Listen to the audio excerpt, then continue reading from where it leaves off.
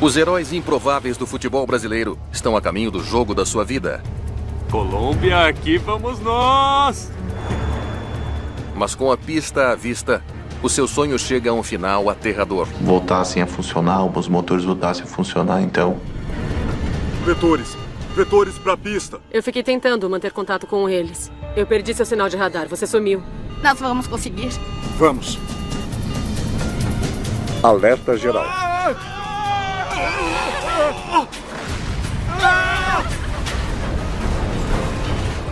Enquanto o mundo do futebol fica de luto, os investigadores estão sob uma pressão incrível. Conte-me o que houve antes de declararem emergência. Mas o rastro de evidências leva a um lugar que eles nunca esperariam. Ficamos completamente chocados. Eles deveriam ter conseguido passar. É um insulto somado à injúria numa escala impensável.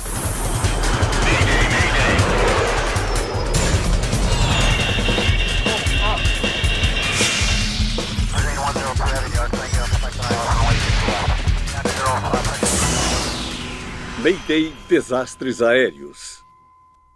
Esta é uma história real baseada em relatórios oficiais e relatos de testemunhas. Pouco antes do pôr do sol em Santa Cruz, na Bolívia, o voo 2933 da Lamia está prestes a decolar. A tragédia da Chapecoense. A bordo está o time brasileiro de futebol com uma história de Cinderela, o Chapecoense. Eles estão a caminho da Colômbia para completar uma temporada de contos de fada notável. Colômbia, aqui vamos nós! Com sede na pequena cidade de Chapecó, no estado de Santa Catarina, localizado a sudoeste de São Paulo, o time da segunda divisão fez uma escalada improvável pela hierarquia do futebol sul-americano. Agora eles estão indo para sua primeira final na prestigiada Copa Sul-Americana. E o empate em 1-1 valeu o título. Chapecoense. Para os torcedores e para os jogadores da Chapecoense, era uma grande façanha. Bruno Rangel, gol da Chapecoense. O lateral Alan Ruschel e o goleiro reserva Jackson Follman ficaram amigos enquanto jogavam juntos pela Chapecoense. A gente sempre foi uma equipe muito unida, né? Aquela equipe era uma equipe muito unida, uma equipe que queria o bem de todos. Isso era o diferencial do nosso grupo. A gente era uma família. Isso fez com que a gente chegasse forte.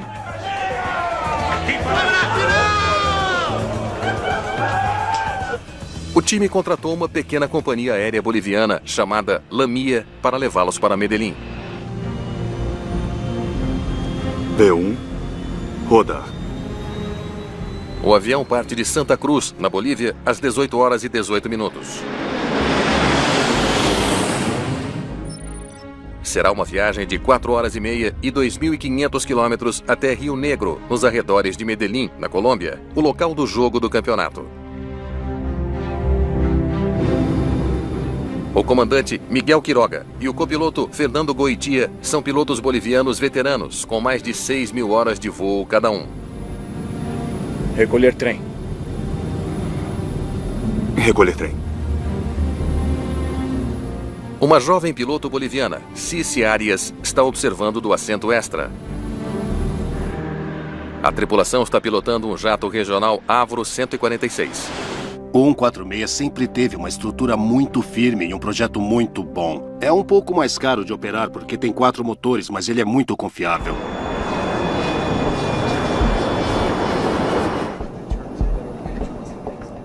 No avião, o time se acomoda para o voo noturno. Tava todo mundo muito feliz e muito ansioso para que chegasse logo a Colômbia, né, o país da Colômbia, para logo concentrar e no dia seguinte fazer aquela primeira grande final. Na metade do voo, Jackson Follman se volta para o seu amigo Alan Ruschel. Ei, amigão, vem sentar comigo. Não, eu quero dormir. Eu e o Alan, a gente tem uma amizade há mais de 10 anos, a gente jogou junto. E aí que eu chamei o Alan, né, pra sentar comigo, pra gente escutar música, como a gente vivia juntos, pra lá e pra cá, né. Muito abaixo deles, o seu destino, o aeroporto José Maria Córdova, na cidade de Rio Negro, está muito movimentado com pousos e decolagens em sua única pista. Rio Negro, 2933, boa noite. O copiloto Fernando Goitia entra em contato com a controladora de tráfego aéreo, Yanete Molina. Lamia 2933, controle, boa noite. Contato do radar, mantenha a EDESA ao nível de voo 230. Acesse o VOR de Rio Negro. Molina imediatamente instrui a tripulação a aguardar para fazer a sua aproximação final, porque há outros aviões na fila para pousar. Mantendo em Gemely. O Lamia 2933 entra num padrão de espera em um ponto de navegação chamado Gemely.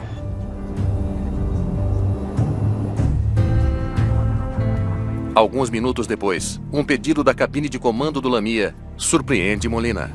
Lamia 2933, solicito prioridade para aproximação. Temos um problema de combustível.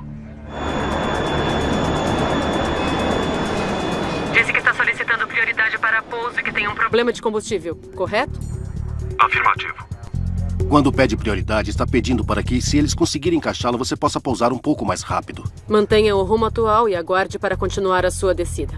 Mantendo o rumo atual e aguardando para descer.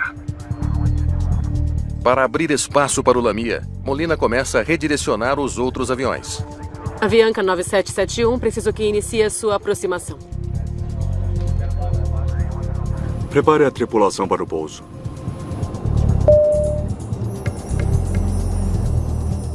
O avião agora está em espera há cerca de 7 minutos. O que está acontecendo?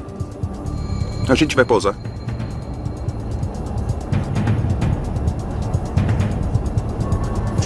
Lamia 2933. Solicito vetores de entrada. Aguarde, tem uma aeronave abaixo de você em aproximação. Além disso, estão fazendo uma inspeção de pista.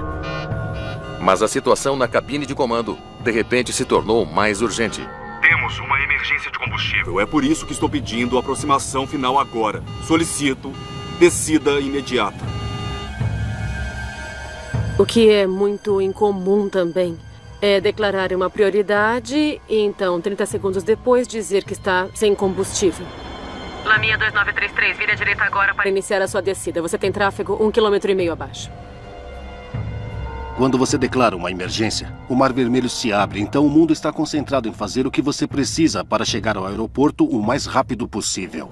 Pensei que a gente estava quase lá. A gente não... Ninguém comentou nada conosco. A gente não ficou sabendo de nada. Molina precisa mover o voo da Lamia para longe de outros aviões em seu caminho. Lamia, vire à direita para iniciar a descida. Mas em vez disso, os pilotos da Lamia viram à esquerda, diretamente na direção dos outros aviões. Negativo. Já estamos começando a descer. E indo para a pista. Avianca 9771, vire à esquerda imediatamente, na direção 270. Eu vi que eles não estavam seguindo as instruções que eu estava passando. E começaram a descer. Começaram a descer muito rápido, muito acelerados.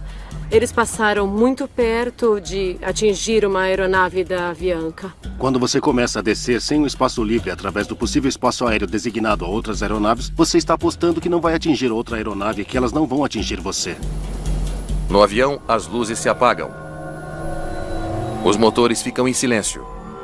Os passageiros sentem o avião caindo. Na verdade, na hora da queda eu não lembro de nada, né? Eu não lembro de nada na hora da queda.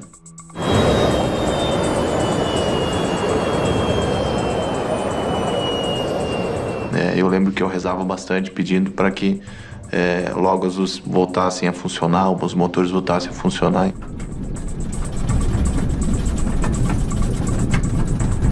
2933.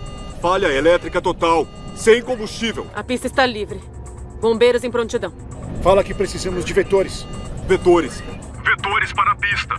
A tripulação precisa que a controladora lhes dê instruções para chegarem à pista, mas o avião desapareceu do radar dela. Eu continuei dando instruções a eles. Eu ficava dizendo que a pista estava livre e que os bombeiros estavam de prontidão. Eu perdi seu sinal de radar. Você sumiu. Informe seu rumo agora. Rumo 360. 2.700 metros. Vetores. Vetores! Quando me disseram que a altitude da aeronave era de 2.700 metros, aí eu pensei o pior. Meu Deus, por favor, nos ajude, por favor, nos ajude, ai meu Deus. Você não tem pra onde correr, e querendo ou não, eu muito desespero, né? Eu não queria morrer, assim, não queria que ninguém morresse, enfim, então... Eu só conseguia pensar no meu filho, que é piloto, e eu queria ser Deus para conseguir estender a mão e salvar aquele avião. Foi difícil, extremamente difícil, e eu não conseguia acreditar, eu não acreditava no que estava acontecendo.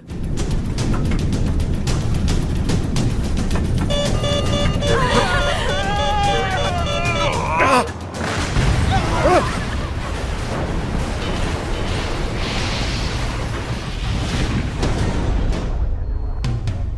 2933, responda. 2933, responda. Uma aeronave desapareceu. Saiu do radar. As comunicações de rádio foram perdidas. Molina está perplexa com o que acaba de acontecer em seu turno.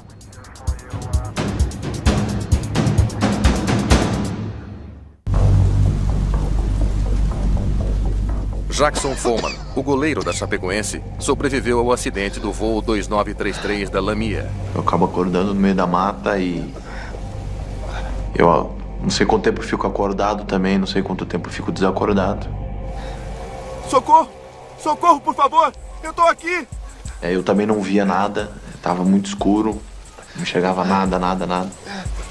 Então eu lembro que uma pessoa chegou até mim, me pegou na minha mão, pediu meu nome, pediu minha idade e falou pra mim ter calma, que ela ia me tirar dali, daquele lugar. Equipes de emergência correm para o local do acidente. A maioria dos passageiros morreu. Mas, incrivelmente, 7 deles ainda estão vivos. Além de Jackson Follman, 3 outros jogadores da Chapecoense sobreviveram. Alan Ruschel, Hélio Neto e Danilo Padilha. 70 pessoas morreram, fazendo desta uma das piores tragédias da história do esporte. Desastre de avião é uma notícia que se espalha rapidamente. Você vai e liga para uma CNN, para uma National, para uma companhia, para uma Fox News, para uma coisa, já está lá falando do acidente, qualquer que seja o acidente. A luz da manhã revela toda a extensão da tragédia. O avião da Lamia atingiu o cume de uma montanha de 2.650 metros chamada Cerro Gordo. O grupo de investigação de acidentes com aeronaves da Colômbia não perde tempo e começa a trabalhar. Uma equipe está no local ao amanhecer, com Julián Echeverri no comando. Olha, parece que a fuselagem girou 180 graus. Os destroços do avião que estavam no chão nos mostraram a posição dele em relação à pista e as prováveis intenções da tripulação de se dirigir para lá. Echeverri e sua equipe trabalham sem parar, coletando evidências na montanha. O trem de pouso estava baixado.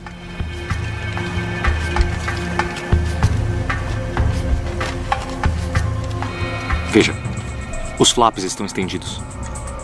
O avião estava configurado para pouso. Fica claro que a tripulação estava descendo em direção ao aeroporto. Mas caiu a 16 quilômetros da pista. Para acabar com esta aeronave nas montanhas a 16 quilômetros de distância, a apenas 16 quilômetros da pista, isso é um insulto somado à injúria numa escala impensável. Eles conseguiam ver o aeroporto daqui. As luzes da pista estavam acesas. Por que eles não conseguiram? Os investigadores têm um trabalho difícil pela frente. Destroços do avião caíram pelos 2 lados da montanha. Mas a sua maior pista é o que eles não encontram.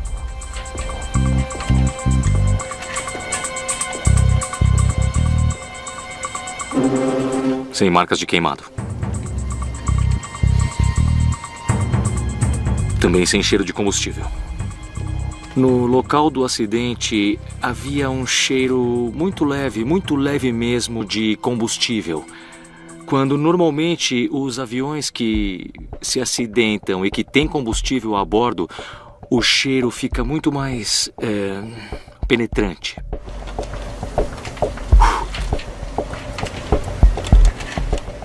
Os indicadores de nível de combustível estão em 0. O avião estava sem combustível. Mas com certeza, nós ficamos surpresos. Não é uma coisa comum que um avião desse tamanho e que transporte passageiros tenha um esgotamento de combustível.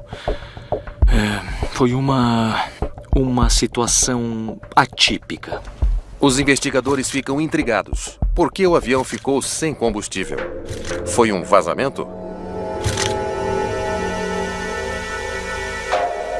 Os motores 1 e 4 estão lá em cima. O 2 e o 3 estão aqui nos destroços. Todos os 4 motores são localizados e examinados. Não há sinal de fogo ou falha. Eles concluem que os motores funcionaram até o combustível acabar. A questão é, para começar, como o combustível ficou tão baixo? Foi uma falha mecânica ou um erro humano? O desafio dos investigadores do acidente era olhar basicamente para cada aspecto do porquê aquilo aconteceu.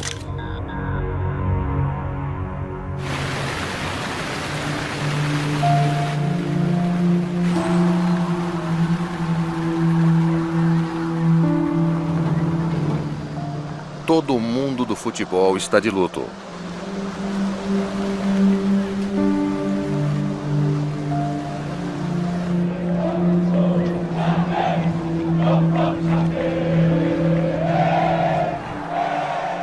Na cidade natal do time, os torcedores vão para o estádio prestar seus respeitos. Um dos jogadores sobreviventes, Danilo Padilha, sucumbiu aos ferimentos. Os 3 jogadores restantes estão em terapia intensiva. Hélio Neto acabou de acordar de um coma. Alan Ruschel precisa de uma cirurgia na coluna. Jackson Follman precisa ter a sua perna direita amputada. Primeira frase que eu falo é: eu preferia minha vida do que minha perna.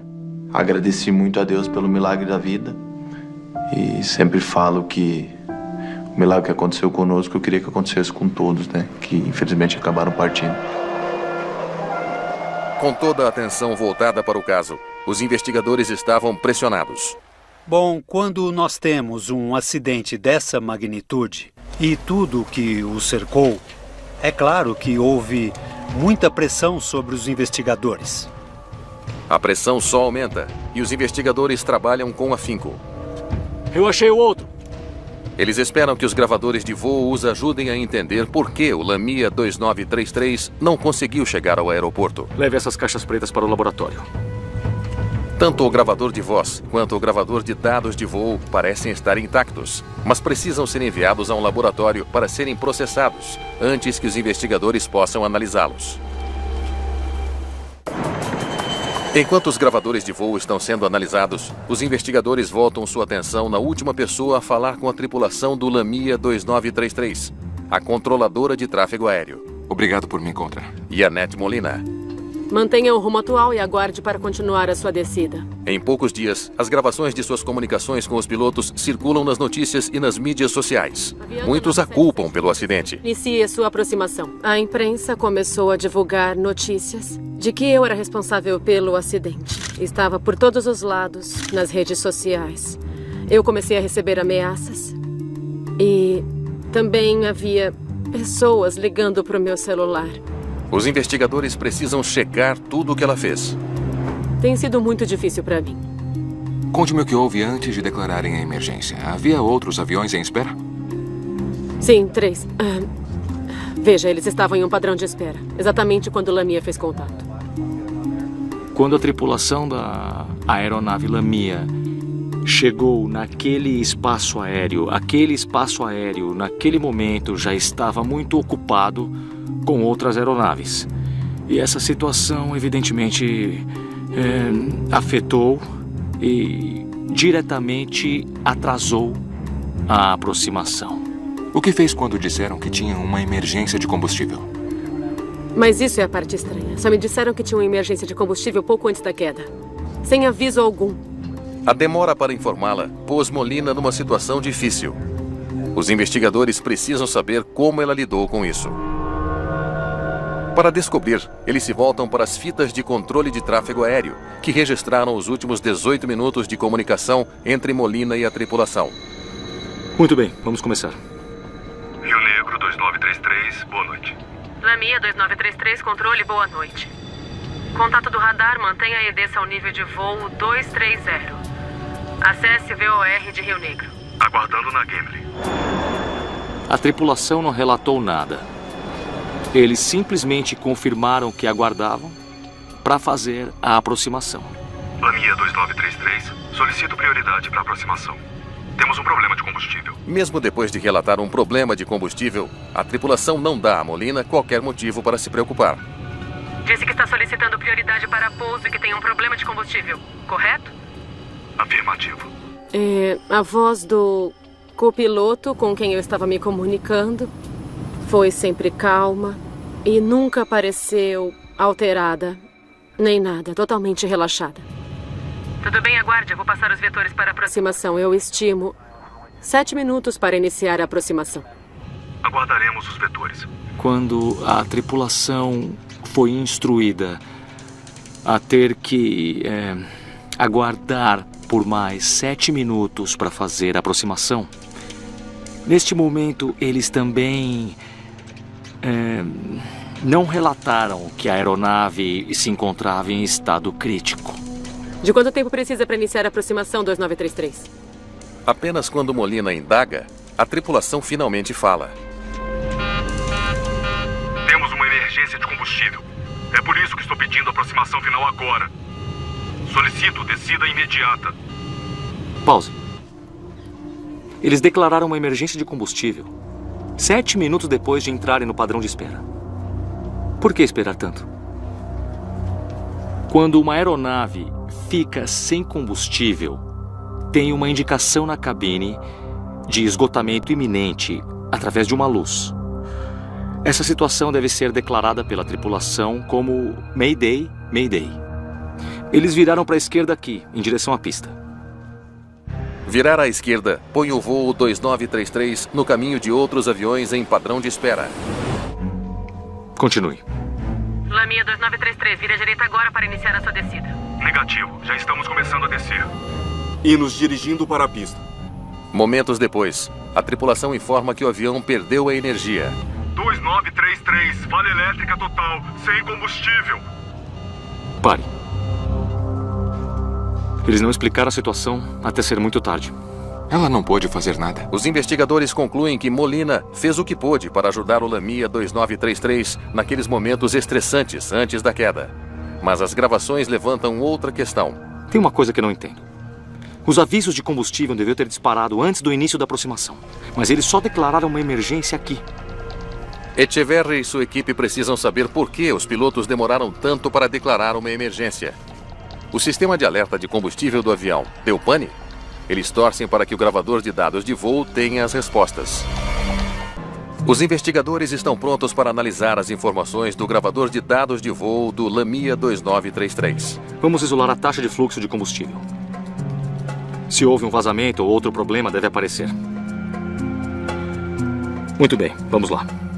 Eles imaginam se um vazamento fez com que o combustível fluísse rápido demais, levando a um desligamento inesperado dos motores. Este avião tem 3 tanques de combustível principais. O tanque central constantemente passa combustível para os tanques esquerdo e direito, e de lá ele é bombeado para os motores. Estão consumindo pouco mais de 450 quilos de combustível por hora durante o voo. É bem constante. O consumo de combustível, segundo o gravador de dados do voo, foi um consumo normal durante todo o desenvolvimento do voo. O sistema de combustível está ok. Vamos ver o sistema de alerta. O gravador de dados também registra quando alertas de baixo nível de combustível são acionados. Se ele sofreu uma pane, ele pode não ter avisado os pilotos até que fosse tarde demais. O alerta dispara aqui, às 21h15. Isso não pode estar certo. Só declararam emergência com combustível às 21h52. Sabiam que tinham pouco combustível por quase 40 minutos sem declarar emergência. Os investigadores não conseguem acreditar no que estão vendo. Às 21h15, a luz de advertência de baixo combustível acende. Pouco combustível. Isso deve ser a cerca de 290 quilômetros de Medellín. Deveriam ter pousado num lugar mais próximo. Eles estão aqui e o aeroporto de Bogotá está aqui. A 125 quilômetros de distância. Por que não pousar em Bogotá? Segundo o fabricante, quando a advertência de baixo consumo de combustível vem nessa aeronave, você tem a garantia de apenas mais 23 minutos de voo. Naquele exato momento, eles deveriam ter dito onde podemos pousar este avião. A advertência vem aqui. Em vez de aterrissar em Bogotá, eles viajam por mais 29 minutos até a área de espera. E eles concordam em aguardar por mais 7 minutos. E não comunicam à controladora sobre o aviso de pouco combustível. É um desvio claro da conduta que os pilotos devem seguir. Como depois de todo esse tempo, e todo esse esforço, e todo esse treino, e todo esse conhecimento, tem pessoas se desviando tanto a ponto de se colocarem em uma situação quase garantida de um desastre? Por que não declarar uma emergência de combustível mais cedo? E tem mais uma coisa que não faz sentido. 40 minutos depois da advertência, os motores pararam. O avião estava a 24 quilômetros do aeroporto e a quase 4.800 metros de altitude, altos o bastante para planar até a pista. A montanha tem 2.600 metros. Eles deviam ter conseguido passar. Os investigadores fazem outra descoberta surpreendente. A tripulação baixou o trem de pouso a quase 4.800 metros de altitude. 1 minuto depois, os pilotos estenderam os flaps para 33 graus, a posição correta para o pouso. Baixaram o trem de pouso aqui e então estenderam os flaps aqui. Mas há um grande problema: o timing. A essa altitude, baixar o trem de pouso e os flaps a essa altura criou uma grande resistência aerodinâmica que foi bastante evidenciada pela perda de altitude da aeronave nos últimos instantes do acidente. Eles se configuram para um pouso e começam a cair como uma pedra. A tripulação não teria conseguido baixar o trem de pouso e também não teria conseguido estender os flaps depois que todos os motores estivessem desligados. Então eles fizeram isso mais cedo, antes dos motores apagarem. Então você olha para isso e diz: meu Deus, vocês violaram os procedimentos básicos. Nós sabemos como nos manter seguros. Sabemos como não ficar sem combustível no ar. E vocês não fizeram uma única coisa de acordo com as regras. Por que pilotos comerciais agiriam de uma forma tão imprudente? Os investigadores agora se voltam para o CVR, o gravador de voz da cabine de comando. Parece que temos um problema. O que foi? É o CVR. Parou de gravar no meio do voo, muito antes da queda. Como isso aconteceu? 1h40 antes do final do voo, o gravador para. Os investigadores não têm como saber quais palavras foram trocadas entre a tripulação nos momentos anteriores ao acidente. É um grande revés. Infelizmente, perdemos uma boa parte das transcrições do gravador de voz da cabine. Teria sido muito bom para nós, seria muito benéfico contar com essas gravações. Para entender por que os pilotos agiram de forma tão imprudente, os investigadores buscam pistas em suas fichas de treinamento. Ambos os pilotos haviam concluído recentemente testes de proficiência para o Avro 146. Houve um acompanhamento na cidade de Zurique, alguns meses antes. E particularmente o piloto e o copiloto foram aprovados nesses exames correspondentes. No entanto, fizeram algumas observações, sugerindo algumas melhorias para esses pilotos. O comandante tinha mais de 3.400 horas na aeronave. Mas o comentário de um examinador descrevendo uma das fraquezas do piloto chama a atenção dos investigadores. Use o tempo necessário para preparar o avião em uma emergência. O copiloto foi treinado na Força Aérea Boliviana e voava havia 20 anos. Mas ele também recebeu um comentário do examinador que causa preocupação. Em relação ao copiloto, foi feita uma observação que estava relacionada a, em uma situação de emergência, ele precisaria declarar Mayday, Mayday ou Pam Pam, conforme os regulamentos. A comunicação com a torre de controle em emergências deve ser pontual. Declarar Pam Pam ou Mayday. Então os dois pilotos tiveram problemas com procedimentos de emergência. Essa foi a descoberta que melhor explicou a cadeia de eventos que levou a tripulação a não declarar emergência como deveria ter feito. Esses sinais de alerta podem explicar a falha dos pilotos em seguir os procedimentos de emergência durante a crise. Mas uma dúvida ainda maior permanece. Por que a tripulação levaria o avião ao seu limite? Eles não só forçaram os limites, eles fizeram algo realmente criminoso, porque puseram a aeronave no limite da sua capacidade de queimar combustível e colocá-la de volta no chão com segurança. As fichas de treinamento revelam que a tripulação do Lamia 2933 estava propensa a cometer erros em situações de emergência. Mas a equipe do investigador Echeverri precisa saber por que a emergência do combustível aconteceu. Um erro de planejamento de voo poderia ter sido a causa. Você me pediu para analisar o plano de voo? Bom, é bem complicado. A Lamia foi inicialmente contratada para levar o time de São Paulo para Medellín, na Colômbia, mas houve um entrave nesse plano. Por que há tantos planos de voo? Porque eles continuaram sendo rejeitados. Já que a Lamia é uma empresa de charter boliviana, a regulamentação brasileira não permitia a realização de um voo do Brasil para a Colômbia. Somente operadores de qualquer um desses dois países poderiam fazer isso. Então o time foi obrigado a pegar um voo comercial regular para a Bolívia, de onde poderiam pegar o avião da Lamia para Medellín. A Lamia devia saber que não era possível um avião boliviano partir do Brasil. Isso indica uma falta de organização da empresa. Aqui está o plano de voo final. De Santa Cruz para Medellín. Santa Cruz para Medellín, 2.500 quilômetros. Eles tinham combustível para isso? Eu vou checar. Quando as companhias aéreas realizam as suas operações, elas precisam levar em conta o consumo de combustível. Esse é um dos pilares fundamentais das operações das companhias aéreas. Esse caso não é exceção. A aviação mantém os regimes muito específicos em termos de combustível. E isso é essencial na operação das aeronaves. Os investigadores viajam para o aeroporto de Santa Cruz, na Bolívia, onde o Lamia 2933 foi abastecido. Eles querem saber exatamente quanto ele levava nos tanques antes de decolar. Tem um registro de quanto combustível colocou no voo 2933? Eu tenho, sim. Aqui diz que você colocou 1.635 quilos. As quantidades de combustível devem ser calculadas com base na queima de combustível esperada, que tem a ver com o peso, tem a ver com a altitude. O avião chegou ao aeroporto de Santa Cruz com 7.437 quilos de combustível. O funcionário completou a ponto de chegar a 9.071 quilos, deixando os tanques quase cheios. Então eles decolaram com quase 9.100 quilos de combustível. Era o suficiente? Táxi antes da decolagem vão gastar 200 quilos. Julián Echeverri e sua equipe calculam quanto combustível seria legalmente necessário para o avião fazer um voo direto para Medellín.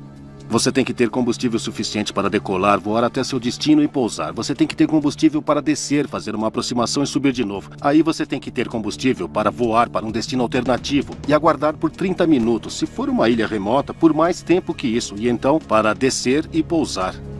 E o total é de 12.052 quilos. Então, nos tanques faltavam cerca de 3.000 quilos. Saíram com o suficiente para levá-los a Medellín, mas nem uma gota a mais. O avião só poderia voar 80 quilômetros a mais do que o voo planejado para Rio Negro. Ele não tinha combustível suficiente para atender às exigências legais. E resolveu ir fazer aquele voo com a margem quase que zero, entendeu? Evidente que com a expectativa de que desse certo, mas correu um risco. Por que os pilotos realizariam esse voo intencionalmente sem combustível suficiente? Enquanto os investigadores se aprofundam nos registros de voo da aeronave, eles descobrem um padrão preocupante. Ele percorreu a rota de Medellín para Santa Cruz 3 vezes este ano. E fez isso toda vez sem reabastecer. A tripulação fez o mesmo voo, mas na direção oposta, sem combustível reserva. Combustível. E todas as vezes eles conseguiram.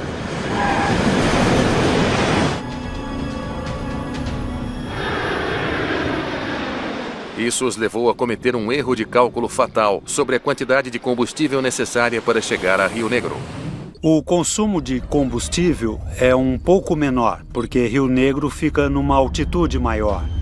você sobe uma distância menor, economizando assim mais combustível. Isso, sem dúvida, contribuiu para o avião chegar com segurança em Santa Cruz de la Sierra. Os investigadores agora precisam descobrir exatamente quando os pilotos souberam que teriam um problema com o combustível. Muito bem, vamos ver o que eles têm a dizer. Eles decidem verificar as comunicações da cabine de comando que foram capturadas pelo gravador de voz antes dele parar de funcionar. Essa coisa tá ferrada. Temos 1.400 quilos. Isso não é suficiente. O alerta não disparou, mas já estão falando sobre o combustível. A tripulação percebeu que eles estavam consumindo mais combustível do que esperavam.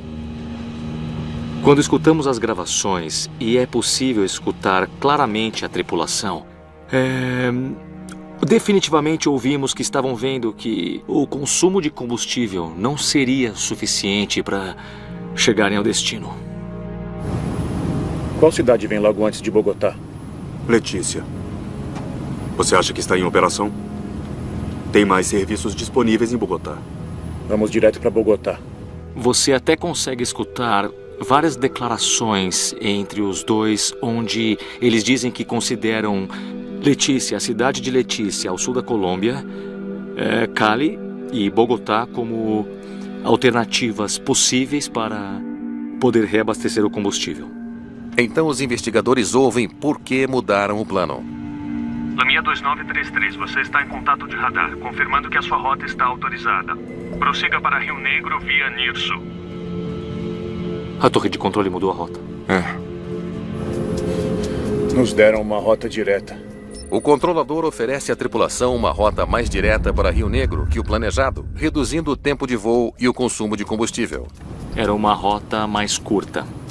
E isso fez com que eles mudassem de ideia e eles decidiram continuar o voo para Rio Negro.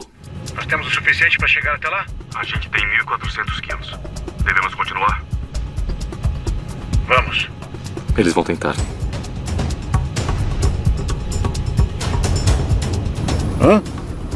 Vocês não vão para Bogotá? Não. Já analisamos. Nós já pensamos sobre isso. Nós não vamos para Bogotá. Eles acham que conseguem chegar em Medellín.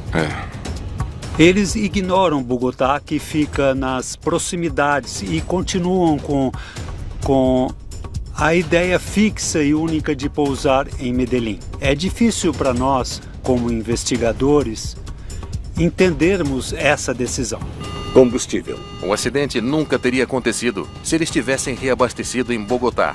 Mas a tripulação teria que explicar às autoridades por que partiram de Santa Cruz sem combustível suficiente. E o time teria ficado chateado com ainda mais atrasos.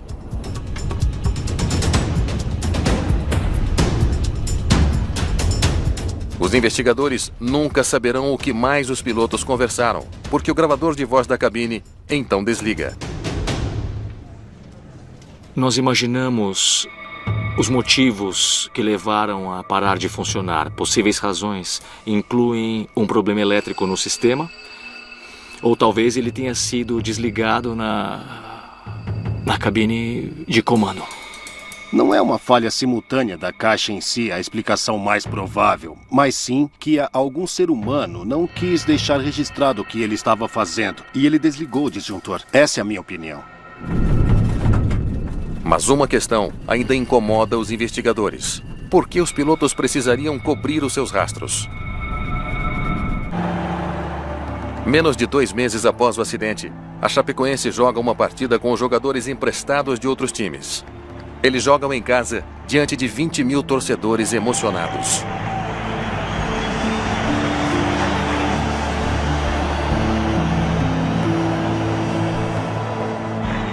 Os 3 companheiros sobreviventes são homenageados em uma cerimônia em que são premiados com o título da Copa Sul-Americana.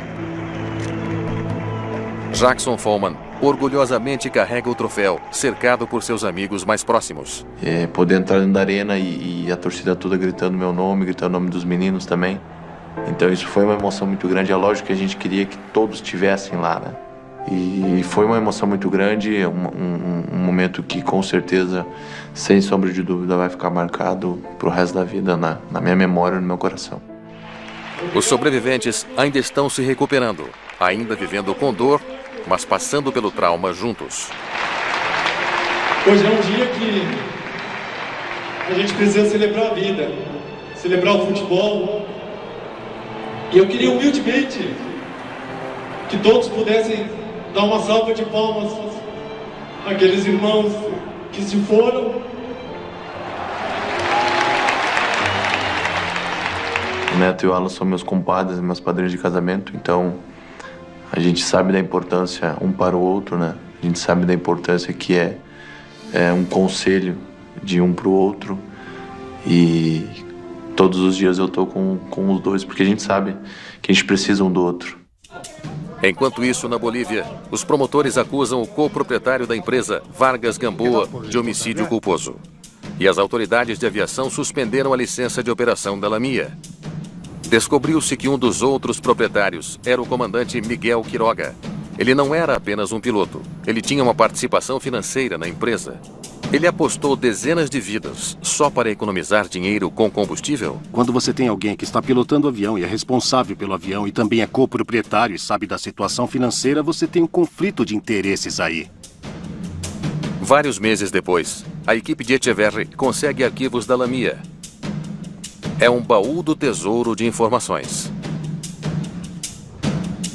Parece que eles deviam para todo mundo. Nem mesmo os funcionários eram pagos. A empresa enfrentava enormes problemas financeiros. Estava com o pagamento de contas de manutenção e salários de seus funcionários atrasados.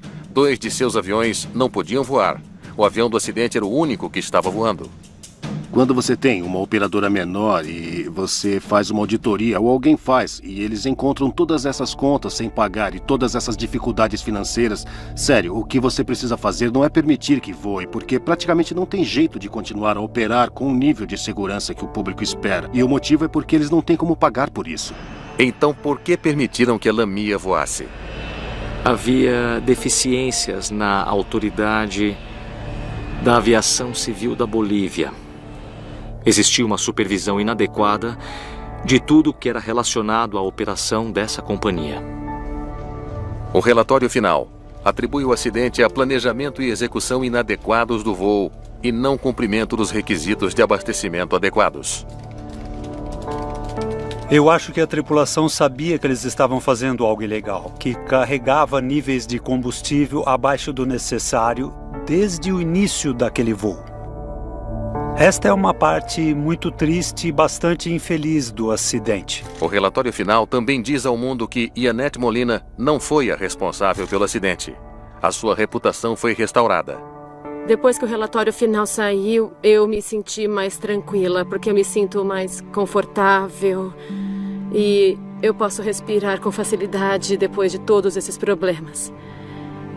E eu considero que meu nome agora é respeitado.